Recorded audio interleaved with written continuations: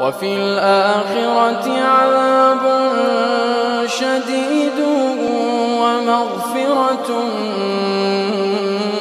من الله ورضوان وما الحياة الدنيا إلا متاع الغرور. سابقوا إلى مغفرة من ربكم وجنة عرضها كعرض السماء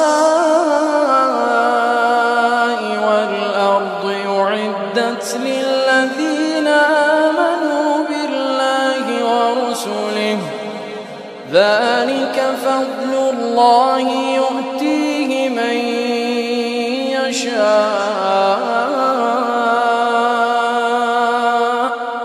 والله ذو الفضل العظيم.